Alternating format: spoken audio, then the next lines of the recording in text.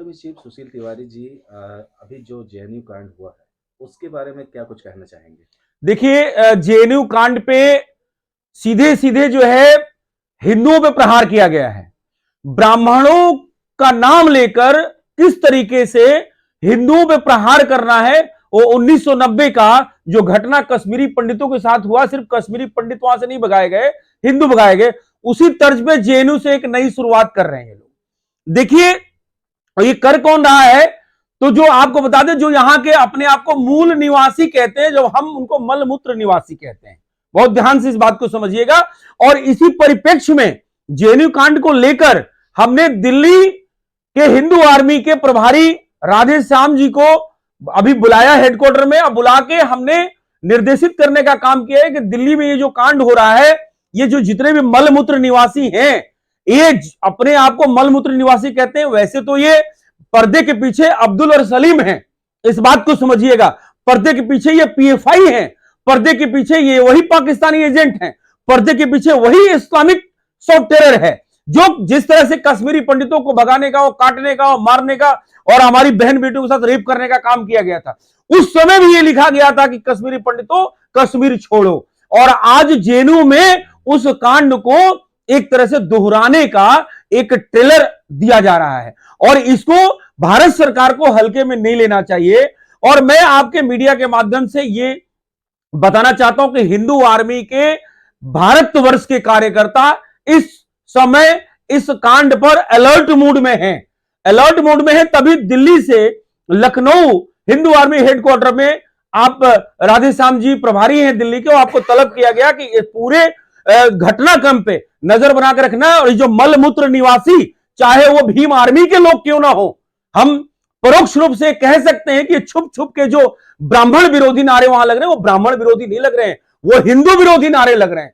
आप देखिए, ब्राह्मण हमारी 4 वर्ण व्यवस्था में आज अनादिकाल से चली आ रही है, और ये ब्राह्मण को टारगेट करने का मतलब है कि भारत के हिंदुओं को टारगेट करना है, न कि सिर्फ एक जाति विशेष को, और जाति पाति का नफरत फैलाना है कभी। क्योंकि देखिए, जब ईश्वरीय मोदी जी और योगी जी जैसे और तमाम प्रदेशों में राष्ट्रवादी सरकारें चल रही हो, उस कालखंड में जब आप इस्लामीकरण और धर्मांतरण करने में असफल हो रहे हो, आपके नकेल कसी जा रही हो, बुलडोजर चल रहा होगा, तो तरह तरह के ये पीएफआई के एजेंट जो हिंदू ही बन के और हथकंडे अपना रहे हैं, चाहे वो कभी भगवान विष्णु और भगवान शंकर और भोलेनाथ और ईश्वर को न मानने की शपथ लेकर, ये सारे के सारे वही गोल टोपी वाले हैं जो आज भगवा के ड्रेस में आके और अपने आप को नवबुद्ध कह रहे हैं। और वही है, यही कम्युनिस्ट, यही वामपंथी दल्ले जो आज जेएनयू से इस तरीके के कांड कर रहे हैं। और कहीं ना कहीं इसमें हिंदू आर्मी इस बात से अलर्ट मूड में है कि ऐसा ना हो कि ये कश्मीर वाला जो है वो हमें पिक्चर दिखाने की जो है ये लोग मतलब इस तरह से प्रयास कर रहे हैं। तो इन वामपंथियों का फन पहले कुचलना पड़ेगा, इसलिए हम लोग अलर्ट मूड में आ गए हैं। हम संवैधानिक तरीके से भी इनका फन कुचलेंगे। अगर संवैधानिक तरीके से हमें सफलता नहीं मिलती है तो हमें अपना भी तरीका आता है। इस वजह से हिंदू आर्मी दिल्ली के पदाधिकारी को बुलाकर और इस अलर्ट मूड का जो बैठक आज किया गया, इस वजह से प्रेस वार्ता के माध्यम से इस बात को बताना है कि ताकि कार्यकर्ताओं तक हमारी बात पहुंच जाए और कार्यकर्ता अलर्ट मूड में भी आ जाए, और देश की जो जन सामान्य है वो भी अलर्ट मूड में आ जाए कि देखिए किस तरह का ये षड्यंत्र ये पीएफआई के एजेंट कर रहे हैं।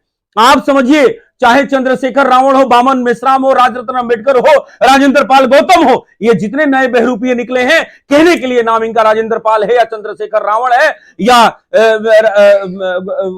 ये राजरत्न अंबेडकर है जो अपने आप को तथाकथित अंबेडकर जी का भतीजा या पोता कहता है, ये बहरूपीय घूम रहे हैं। अब सरकार को भी ये लगता है कि यार यहां जाति पाति का इतना बड़ा जहर है, अभी अगर हम करेंगे तो हमारा दलित समाज नाराज हो, जबकि दलित कहीं भी, दलित हमारा हिंदू भाई कहीं भी इनसे जो है मेल नहीं करता और कहीं भी इनके साथ नहीं है। हमारा पूरा समाज, हम एक हैं, हम चारों वर्ण व्यवस्था में एक हैं। और जहां तक बात है कि ये वामपंथियों के, जेएनयू के ये गद्दारों की, वहीं से टुकड़े टुकड़े करने के नारे निकलते हैं, और वहीं से ये भी नारा निकला है। आज वो ब्राह्मण नहीं, वो हिंदू छोड़ो का नारा दे रहे हैं। इस बात को भारत के जन सामान्य को, भारत के जितने भी राष्ट्रवादी लोग हैं मैं राधेश्याम पाल, हिंदू आर्मी प्रभारी, दिल्ली। हिंदू आर्मी हेडक्वार्टर में आज आप आए हुए हैं। जेएनयू कांड के बारे में अभी सुशील तिवारी जी ने बताया। तो क्या कहते हैं कि कभी मंदिर में घुस के मंदिर की मूर्तियां तोड़ी जाती हैं, कभी जेएनयू पे ऐसे कारनामे किए जाते हैं। क्या कहते हैं, क्या कहना चाहेंगे आप? देखिए, ये तो कार्य चलते रहेंगे जब तक सभी हिंदू एक नहीं होंगे। अगर हर हिंदू अपने आप को हिंदू मानने लगेगा तो हिंदू राष्ट्र बनना बहुत आसान है। उसके बाद में जो जेएनयू में नारे लगे, अब इसको सिर्फ एक ब्राह्मण समाज को टारगेट करके किया जा रहा है। वो ब्राह्मण समाज को नहीं करे, जो हमारी सनातनी जो संस्कृति जो करोड़ों वर्षों से चल रही है उसको खत्म करने की एक साजिश चल रही है।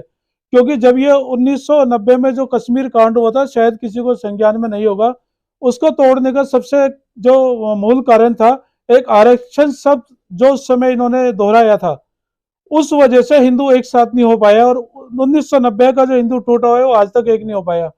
हम लोग अभी लग रहे हैं कि हिंदू हिंदू भाई भाई, कोई जाति धर्म कुछ नहीं है। अगर जाति धर्म की बातें होती तो इतनी सारी लव मैरिज आजकल कर रहे हैं, कोई किसी भी धर्म में कर रहा है, एग्री होके कर रहे हैं, सब लोग प्रैक्टिकल तरीके से करें। लेकिन आप समझिए, जब ये कुछ लोग एक विधर्मी ऐसे है आजकल जो नपुंसकता की दवाई मिला करके, चाहे वो डेयरी के माध्यम से 10 दिन डेयरी खोलते हैं उसके बाद में भाग जाते हैं। हम इसके ऊपर पूरा रिसर्च चल रहा है। एक दीपक डेयरी दिल्ली में पकड़ी गई थी, उसके बाद में एक हम लोगों ने एक नंदनगरी में एमके डेयरी पकड़ी, उसको हम लोगों ने घी खरीदा 550 रुपए का 2 किलो घी, जिसके अंदर चर्बी मिक्स था। उसके अंदर भी वो हम लोगों ने जब उससे खरीदा लेके, मैंने उसको 1 किलो घी रखा सैंपल्स के लिए। उनकी पकड़ देखिए कितनी अच्छी होती है। हम लोगों ने कंप्लेंट करी ऑनलाइन, कोई एक्शन नहीं हुआ। फिर हमने दोबारा कंप्लेंट करी। जब दोबारा कंप्लेंट करी हमने इस तरीके से करी कि पहचान ना पाए वो हमें, एक विधायक के थ्रू करी, नाम नहीं लेना चाहूंगा विधायक का, क्योंकि कहीं ना कहीं वो विधर्मियों को सपोर्ट करते हैं। उन्होंने वो डेयरी रातों रात बंद करा दी गई कि भाई तेरे ऊपर एक्शन होने वाला है। और ये जो कहानी है, श्रीलंका में 4,000 गर्भ गिराए गए थे। क्योंकि जहां भी अभी आपको पॉपुलेशन अपनी बढ़ानी है, आपकी घटानी है।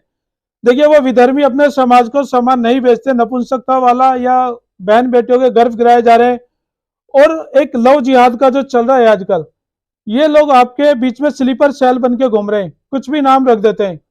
बहन बेटियों को समझ नहीं आता, ये हमेशा टारगेट करते हैं 16 से 20 साल की बच्ची को, क्योंकि उसको इतनी समझ नहीं होती है, मेच्योरिटी नहीं होती है। उसके बाद में ये लोग धीरे धीरे उनको बहकाते हैं, मीठी बातें, क्योंकि 30 रुपए का चश्मा और 50 रुपए का पेट्रोल, इससे ज्यादा इनकी औकात नहीं है। उसके बाद में ये लोग